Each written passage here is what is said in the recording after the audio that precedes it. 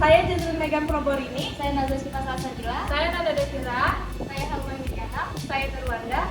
Dan inilah hasil presentasi kami. Wah kami.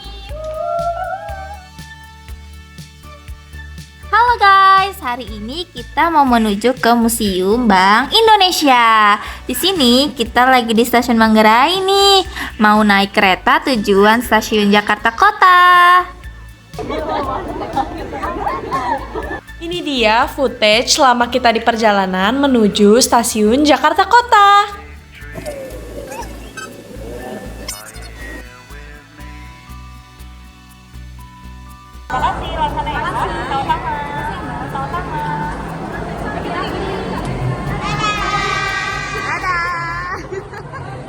Sebelum masuk ke museum, kita harus validasi tiket terlebih dahulu ya, teman-teman.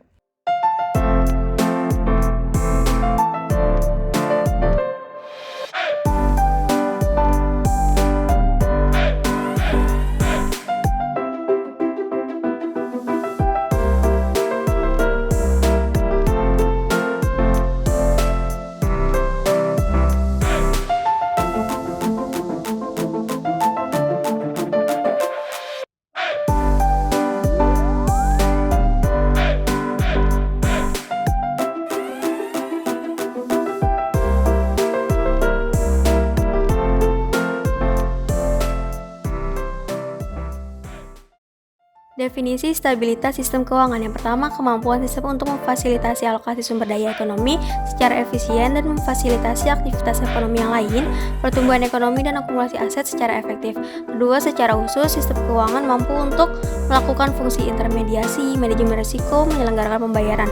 Lalu yang ketiga, mempertahankan kemampuan di atas pada saat terjadi kejutan ekonomi.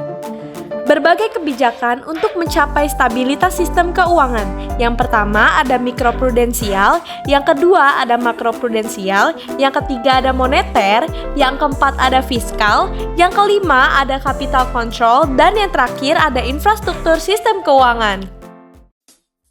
Indikator sistem stabilitas keuangan di Indonesia.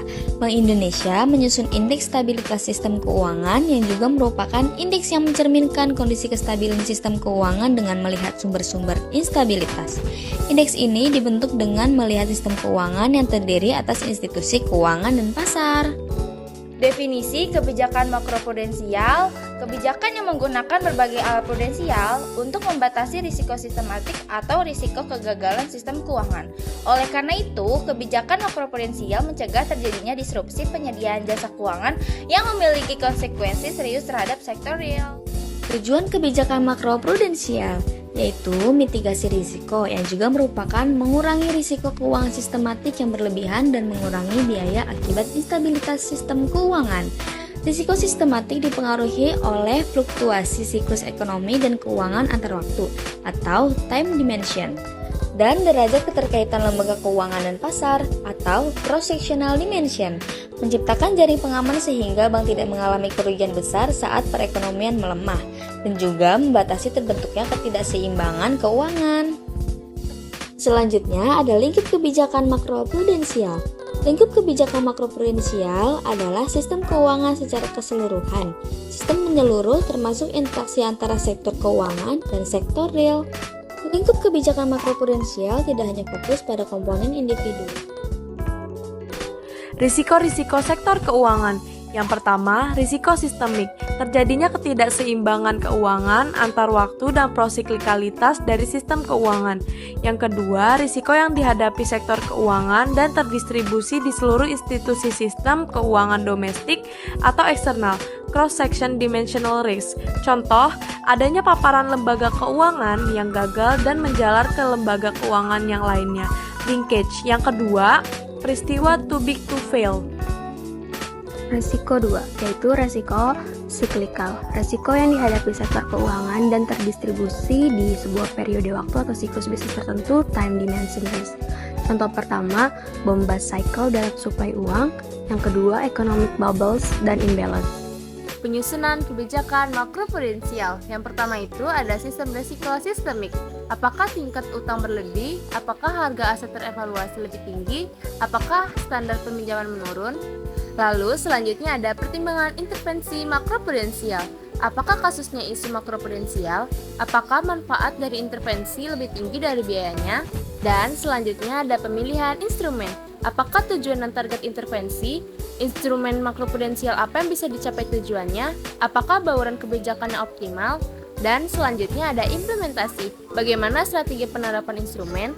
Bagaimanakah exit dari strategi? Lalu yang terakhir ada intervensi makroprudensial.